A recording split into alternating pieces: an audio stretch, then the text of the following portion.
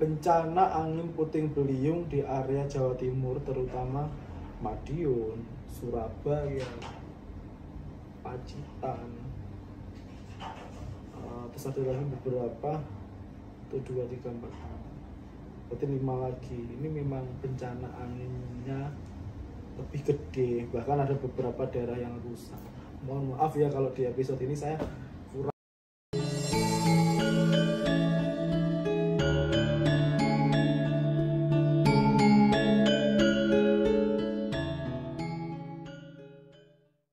swear, dilema banget antara hati sama mulut ini bertolak belakang. Apakah aku harus nyampein, apakah aku harus diam.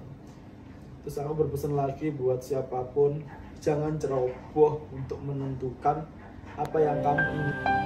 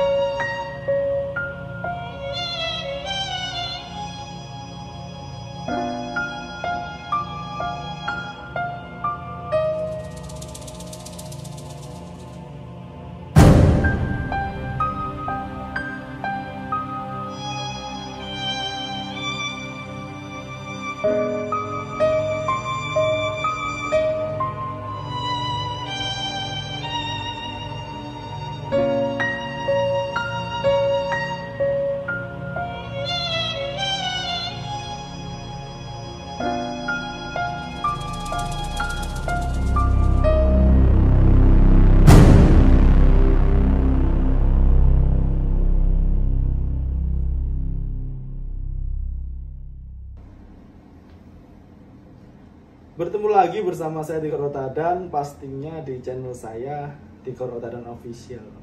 Cuma di sini saya menemukan beberapa pandangan yang memang agak-agak nyeleneh, agak-agak bikin miris.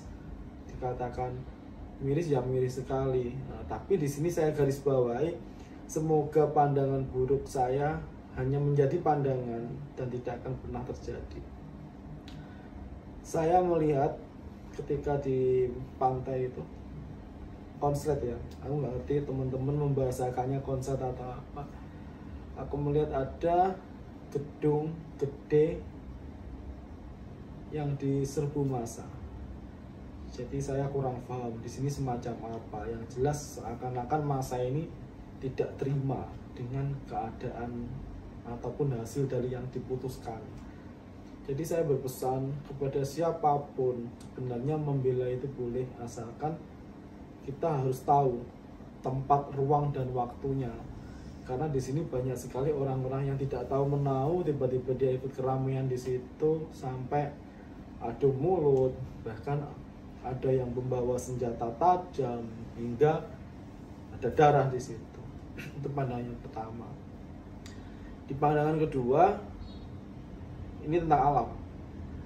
Aku lihat ada 2 gunung yang akan berasap. Aku nggak ngerti ini disebutkan dengan modus gembel atau apa. Dan ini lebih besar. Jujur saya shooting ini pun dipaksa itu sama Iris. Saya sebenarnya tidak mau shooting ini. Saya hanya menyimpan buat saya pribadi. Lalu dia terlalu menekan. Ini Iris. Fotonya kan di sini. Dia nekan, malam-malam ini saya harus shooting dan saya harus menyampaikan. Memang ada 2 gunung yang menjadi bencana. Kalau bisa, pandangan saya hanya pandangan kosong dan jangan sampai terjadi, itu aja. Terus aku melihat lagi ada 1 tokoh yang lumayan terkenal. Dia berpulang di akhir tahun. Laki-laki, berbadan kurus, gegap. Kalau dikatakan tokoh politik atau tokoh apa, kalau dilihat dari penampilannya, tokoh politik. Tuh. Berarti sudah berapa pandangan ini? 1, 2, 3. Jujur aku udah pengen nyampein di sini. Aku udah pengen nyampein karena gimana ya, antara duka, antara sedih itu jadi satu. Aku pun bingung bahasanya menyampaikan itu seperti apa. Intinya saya berpesan kepada siapapun, tahun ini setelah 1 Suro ini memang bukan tahun main-main, tahun sangat-sangat keramat. Banyak sekali penebusan-penebusan, orang yang sekiranya curang bakal kebongkar itu banyak sekali, terutama di tokoh-tokoh apa yang lumayan penting.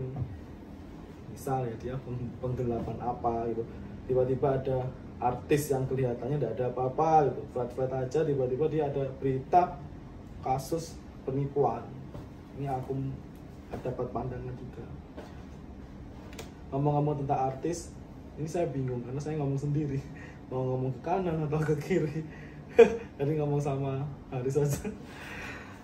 Di tahun ini tuh ada artis, dia lumayan, ya namanya artis jelas lah lumayan terkenal.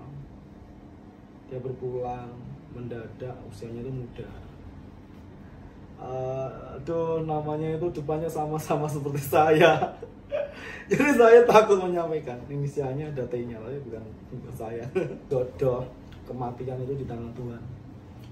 Ada kabar duka dari artis tanah air, inisial T. Aduh, aku lagi ngomong inisial T, rasanya ini ku dudu. Karena namanya sama, saya juga T, tapi janganlah. Semoga hanya pandangan buruk dan tidak terjadi, guys. Tadi gimana ya kok belipetan, mulai dari itu. Terus pandangan saya, aku lihat ada beberapa daerah, terutama kodenya ini ada batu tinggi yang dilompat-lompat. Ada gempa besar, lumayan besar, sekitar 8-9 pandangan saya. Jadi kode daerahnya itu ada batu yang dilompat-lompat, itu kodenya, lumayan besar. Aku miris lihatnya. Dibilang mau menyampaikan itu pengen menyampaikan, tapi saya sendiri juga bingung bahasanya apa. Mungkin di episode ini akan saya pisah ya antara 1, 2, 3. Karena aku sendiri juga bingung untuk merinci mana dulu yang harus saya sampaikan. Yang paling horor yaitu perang saudara itu ada.